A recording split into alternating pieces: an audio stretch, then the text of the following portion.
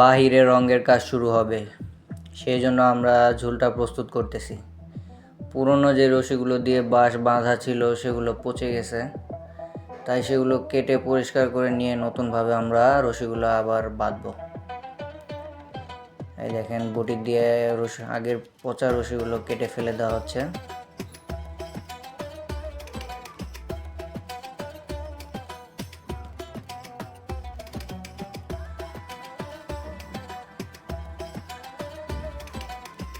কিছু বাঁশও নষ্ট হয়ে গেছে, সেগুলোও বদলাতে হবে, সেগুলো আমরা বদলে দিব। রশি খোলা শেষ, এবার আমরা ঝুলটা মাপ দিয়ে সুন্দর করে বেঁধে নিচ্ছি।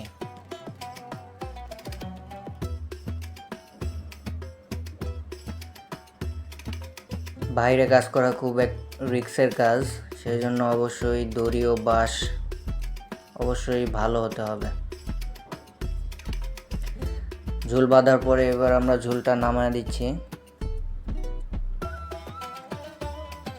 10 তলা থেকে ঝুলটা নামতেছে, উপর থেকে তাকাইতেই ভয় লাগতেছে।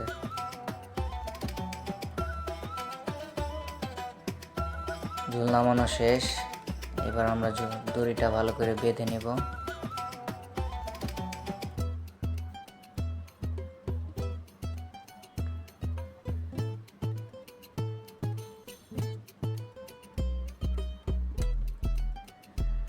এবার আমরা ঝুলে নামবো। এই যে দেখুন পাথর মারা হচ্ছে। বাইরের কাজ অনেক কষ্টসাধ্যের একটা কাজ, পুরো শরীরকে ব্যবহার করে কাজ করতে হয়,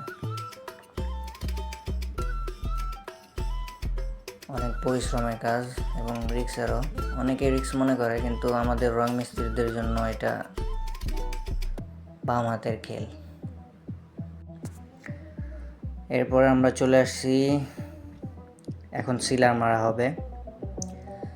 কারণ অনেকেই বলবেন যে ঝুলটা সরাই নিয়ে আগে পাথর মেরে পুরো বিল্ডিং পাথর মারার পরে সিলার মারলে ভালো হতো না।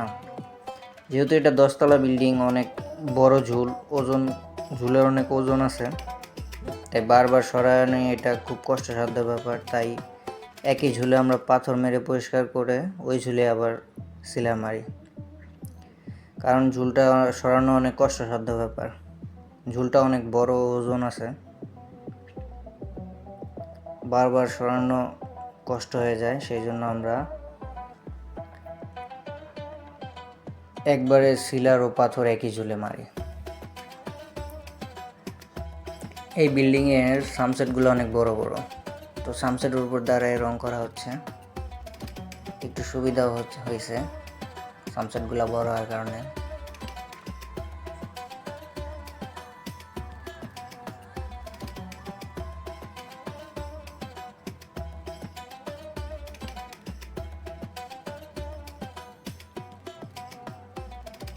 এই পর্যায়ে আমাদের মিস্ত্রি বলল সিলার লাগবে, তো আমি ছাদ থেকে সিলার নিয়ে চলে গেলাম তাদেরকে সিলারটা দেওয়ার জন্য।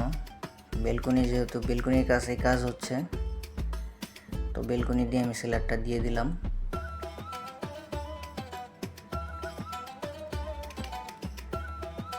এই দেখুন নিচ থেকে দেখা যাচ্ছে।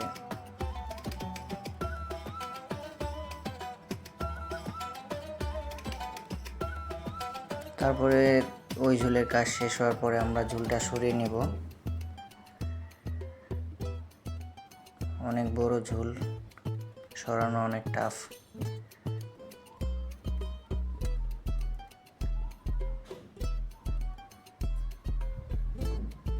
দ্বিতীয়বারের মতো আমরা ঝুলটা সরাইতেছি।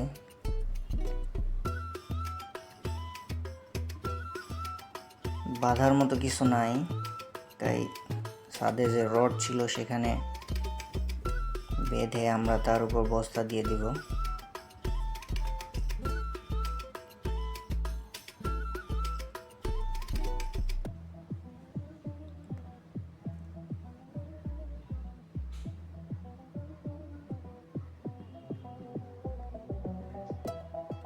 এরপরে আমরা দেখুন দ্বিতীয়বারের মতো আবার পাথর মারতেছে।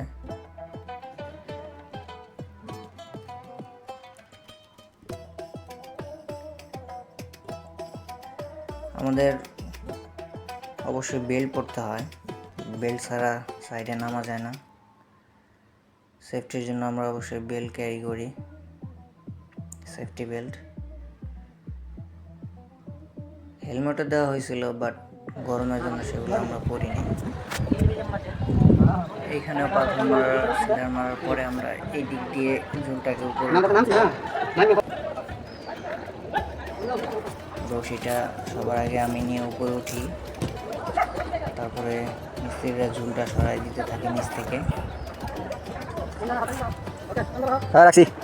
অনেক সাবধানতার সহিত এই কাজগুলো করা হয়, সময় নিয়ে করা হয়।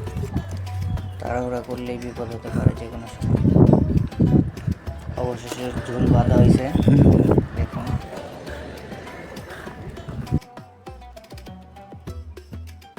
পাথর মারা হইতেছে, এইদিকে 2 ঝুল কাজ হয়েছে।